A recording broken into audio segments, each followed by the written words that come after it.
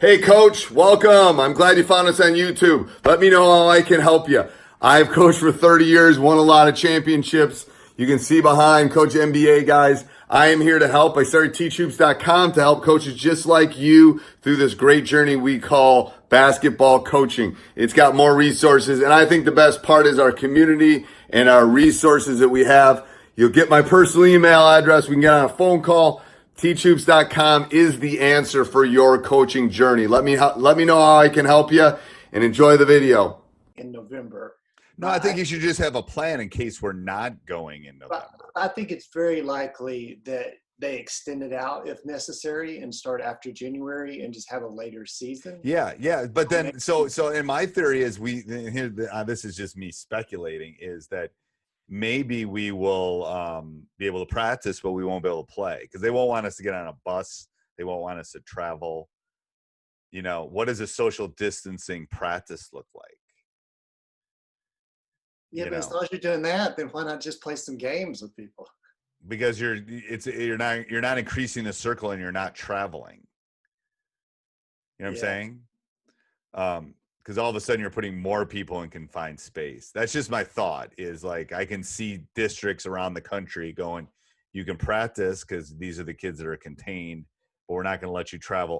Or I could see maybe we're not letting you travel out of your county or your city or your area. You got to stay in the area. Yeah, we don't want you spreading. How about the other thing is once they come out with better testing of who actually has it and who doesn't have it. I mean, testing, if we just, so this is the stats teacher. I mean, testing, if we just spent the last 4 months getting a test where I walk into school and in 3 minutes I know if I have COVID or not, the problem's solved. Like, like a swab or a little pinprick, you put it on something, you wait 3 minutes.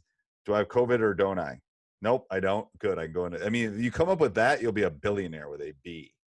That's what they need to do. I mean, seriously, because then then I could just run my normal class. Everyone in here is fine. No one has it.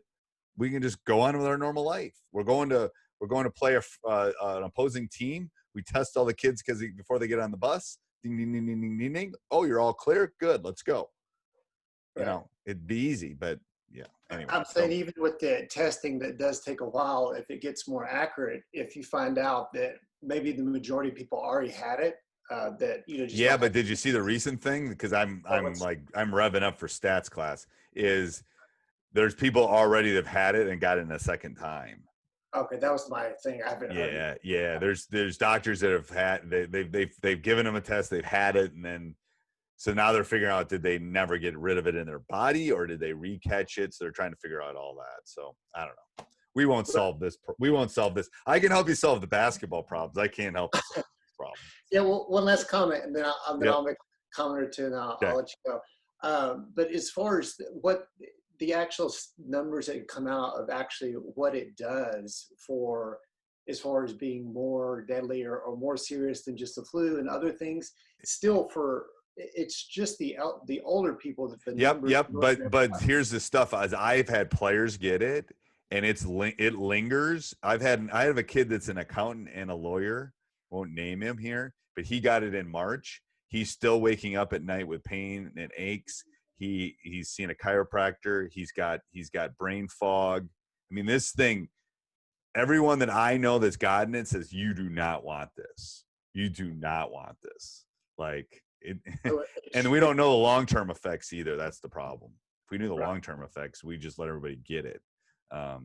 Right. So you're still saying even with the young that there are still lingering. They're lingering. Yeah. Like, see, I haven't had that. Yeah. One of my former colleagues, he had Alzheimer's, so he was older and he died of it. But yes, elderly. If you're in the 80s, you do not want to get this. I'm in my 50s. I'm in that middle range. I don't know. Here's the issue too. This is the stats teacher. People don't know they have underlying health issues. Like, I don't think I do. I think I'm a relatively healthy person.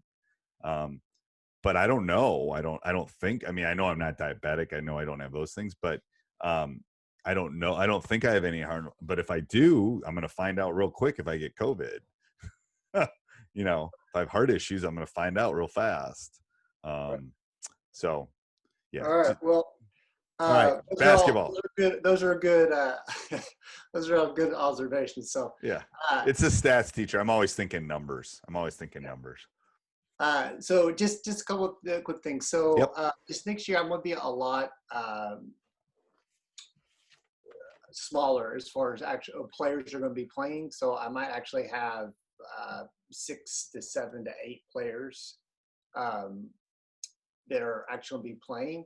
So I wanted to say, do you set any guidelines in the game or in practice? Like maybe if you have certain players that you really cannot have out of the game, like no reaching at all, or after they get 2 fouls, never leave the floor to back, or what type of parameters do you set when you cannot have fouls?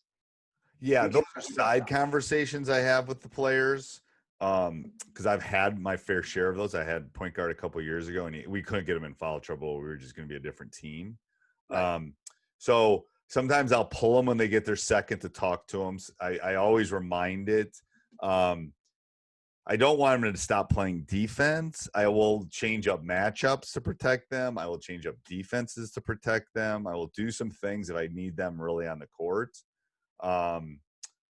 Yeah, I mean, those are the two best. I mean, the side conversation, you don't want to say that in front of the entire team. Like, you don't foul, because you don't want to build any fracture in the team.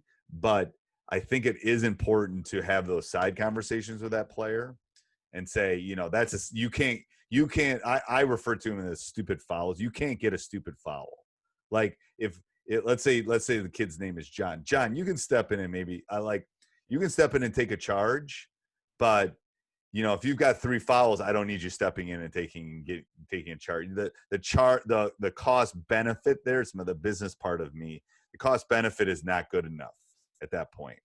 You on the floor is more important than us trying to get another foul on the other person. So those are just the conversations I keep having with that player. And then, I will sit them at times just to rest them to try to work some time and clock. But yes, I would definitely, if you're short numbers and you don't have a lot of players. And then another thing I do is I definitely will change up defenses. Maybe we'll play a 1-3-1 and I'll put them on a wing where they're less likely to get a foul. There's places in a zone that you can put people that they can still be aggressive, but they're less likely to pick up a foul. Right. So, maybe I put them in the bottom of a 2-3 where they just got to rebound and box out. You can do those kind of things to quote unquote protect them. I hate saying that. I never say that to them because I don't want them to stop playing, but right. I'm hiding them, quote unquote. I am doing that for sure. Well, there's some kids I've had this conversation till I'm blue in the face, and they end up, I set them in with the fouls, and they just end up fouling out. Yeah. So then the other thing is, then you got to change your defenses. Then you got to change what you're doing, probably. Well, like in practice, I mean, like when we're practicing, should I make a roll? You do not there's no reaching at all. It's just completely, but I think you want to simulate what's happening in a game. Like, hey, John, you got 3 fouls for the rest of the practice. You're going to play like you have 3 fouls. Let me see. And right, that's what I'm saying. Right. Okay. Yes, but I don't think you just want to say don't reach because they won't do. You don't want them reaching anyway. But I think you got to practice what you want them to do. So, hey, John and Sam, you both have 4 fouls for the next 10 minutes. You don't have to pick out one player or 2, but just so they kind of get used to it. And then if they can pick up their 5th, then they run a ladder or a couple laps or something. No, you can't do that. And then the conversation I have with them when that happens is, well, when you do that, you're not only hurting yourself because you're not on the floor, you're hurting all of us because we're not able to run yada, yada, yada, yada, yada, whatever it is. So you think it is a little bit too far to just say right off the bat, hey, you guys do not reach ever underneath? Yes. Don't go to the extreme. Okay. Because, they'll stop doing stuff that you want them to do.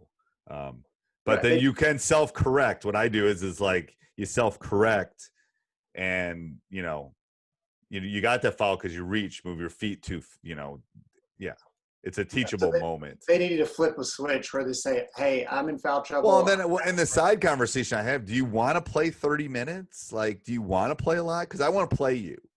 But if you foul, I can't play you. And if you keep fouling, I'm going to sit you. So you have a choice. You can listen because they all want to play, right? Every kid on the bench wants to play. They all want to play. So it's like, I know you want to play, but if you foul out, you don't get to play. So let's work on this together. And then you got to kind of build it as a team. Like, what I want and what you want is the exact same thing. I want you to play. You want to play. Let's come up with a plan so you can do that rather than sitting next to me. That's a better way to package it. Okay. Yeah, you got to, it's all about, and every kid's different. Like some kids you got to yell at and don't foul. Some kids you got to package it like, and some kids you tell them they're the best thing since sliced bread. It's like, we can't win a game ever if you're not on the floor. I mean, again, not having those conversations with everybody in the team, but with them, it's all packaging. You're right. It's all marketing, basically. How do you market to them? And then once you get them to buy in, they're in. Like everybody that I've done and I've marketed it right has been on board once they figured it out. And some of them I've had to take a left to the chin and had to sit them for like 10 minutes to make a point. And it's not easy when your best player is sitting on the bench because they got 2 fouls and they're not listening. Well, I'm going to teach you that you don't. And then after that game is when I've had that conversation. Like I had to sit you. Why? Because you're in foul trouble and I needed to have you for the fourth quarter or the second half. And you are too valuable to us. So I had to sit you. You made me do that, not me. I want to play you. If you don't get in foul trouble, I'm going to play you other than to rest you when I think you're tired. So let's work on this together, blah, blah, blah. Yeah, I think that will work. Okay, cool. And then one other one I had is, so like if I'm running a 3/4 press and maybe dropping back into a man, but when I'm running my man, my thought this year is I was going to have. Are you going to man? Is that 3/4 press man? Yeah, like maybe like Don Showalter showing Yep. a 1-2-2 3/4 press. Drop once you go for one trap. If it doesn't work or you get beaten, and then drop back into a man. Okay. So my question is, if this year my thought was to run more of like 4 chasers and 1 man in the middle, just kind of clog up the lane. So as I'm making a transition though from a press, should I just have everybody pick up whoever's closest and then just switch? Yes, and then they can change when they get. Yes. So this is a communication problem. This is that. Yes. So I would pick up closest man. And when we run it in practice, when we do it for like the first week, I make them point. Once it gets to whenever you think the press should be over, I make them point like they're in 3rd grade. I make them point at who they're guarding. Like I over exaggerate it. Like, Abby, I've got Abby, I got Abby or whatever. And she's yelling, that's who I got. And you're pointing at her. And because it's really about, you don't want to lose somebody and just find somebody. And then we can switch when they run by or whatever. I used to worry about matchups more than I do now as an older coach. Just because how often does a big post up a guard? Not that often. I mean, it takes a lot for that to occur. So right. For them to exploit what they need to do against us is for a high school kid is a hard thing to do. So I never really worry about that. And then we worry about, so then we'll work on that. And then we'll work on we work on the actual switching back. And I say one or two reversals, you guys should be able to do this. And then we talk about communicating again. It's like, all right, switch back. And then, how they can do that. But yes, the most important thing is to stop the ball. And the most important thing is to match up the closest man. Right. Stop ball, 1 person underneath the goal and, get other people. So yeah, do you worry about— and it's all what's your indicator of when you're going to stop pressing and getting into man? Is it a location? Is it a pass? Is it, what is it to cause you to stop the pressure and match up? That's what you have to figure out. And do you ever, if you're transitioning to man seamlessly in transition and so forth, without calling out, hey, I've got so-and-so, I got so-and-so, because everybody obviously knows you're a man when you start calling out numbers. Yeah. Do you ever try to just have the people just pick people up? You can. Are you worried that you're going from zone to man, that you don't want them to know what you're in? I was just trying to make it a little bit more complicated. That's all for the other team, as far as if you're able to pick up man without just grab the person closest to you and start playing them, or is that too? If you think your team can do that, that would be ideal. I would try it. Again, it's that growth mindset for me. Try it. If it doesn't work, then you dump it. Try it. I mean, I don't care if people know we're in man. I mean, everyone knows my calls and everything I'm doing anyway, so I don't really care. Right. But no, I mean that. Yeah. So that would be the transition maybe to the players. We're going to do this for 2 or 3 days where you got a point. And then if we get good at it, then you're just going to match up. Good teams can match up. Yes. Good guys that have played or gals that have played, girls that have played a lot can match up seamlessly. They'll still communicate, but it will be very, it's like a symphony. It's very smooth. Right. Which would be obviously. Which is the ideal. That's your pinnacle. That's where you're trying to go. Yes. Okay, cool. Hey, one last question, and I appreciate the time. Yep, no problem. Just a last second, thought process is at the end of the game, if you're, let's say you're shooting free throws, you have the lead, maybe a couple points, maybe there's 10 seconds left. So my team's shooting free throws. Does it usually make sense to just bring all the guys back to half court and to set up or whatever you're going to, so you don't get beat in transition? Or are you up or down? Are you up or down? So you're up. You're up a few points. So you're shooting free throws. You're up. So instead of getting if you're shooting the free throws and you're up, I like to leave the guys on at least if it's 2 free throws for the first one, because it makes it easier for the free throw shooter to have those that sight line. That's what. Yep. That's what the second one, it depends. Again, how much you trust your guys. If you're worried about them fouling or doing something stupid, then pull them back. If they're going to match up with those 2 guys that are just there, that's fine. I just don't want an over and back or something silly where they go down and shoot free throws. Right. So if we're up 3 and there's like 7 seconds to go, I'm probably going to pull them off. I might have the free throw shooter pick up and just slow them down a little bit so they take a couple seconds off the clock.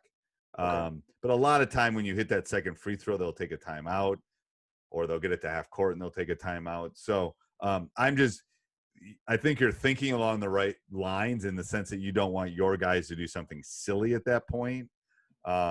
Mine's more getting back on defense, because if I was on the flip side, I wouldn't call a timeout. Would have a set play. Once they get the ball, they'd push it up. So Yep. I'm worried that now you've got 2. Yeah, so I would show man, go zone, or show zone, go man, something like that, where they don't know necessarily what you're doing. I like that idea, actually. But I guess what I'm saying is that would you gamble on the people being up and maybe getting a rebound and help the free thrower feel normal and shooting free throws, or go ahead and bring them back past? Yeah, the first one, if it's a bonus and they're shooting a 1-and-1, I definitely would pull them back. If it's shooting 2, I'd let them stand there for the first, and then I'd pull them back. Okay, so it's just kind of decision you have to make. Yeah. Okay. Cool. All right. Hey, were you able to log in and look at the workouts too? They're good. You should send them to your kids. Yeah, they're good. I send everybody. So I haven't connected with them since, but yeah, I got. Yeah, the first 2 days are up, so they can just do day 1, day 2. I release them every morning at 6 a.m. So whatever. And they can get it on their phones and stuff. If they're looking for stuff to do at the end of July and August, it will be great. It's good stuff. Okay, cool. Yeah, I've checked it out, so I got it to everybody. So thanks, sir. Okay. Yep. No problem. See ya. Awesome. Take care. Bye. Yep. Bye. Hey, Coach, I'm glad you enjoyed that video. Let me know how I can help you become a better basketball coach. Teachhoops.com is one way that I can do that. I have coached at every level, won lots of championships, lots of rings. Let me know how I can help you become a better basketball coach on and off the court. So check out teachhoops.com for that.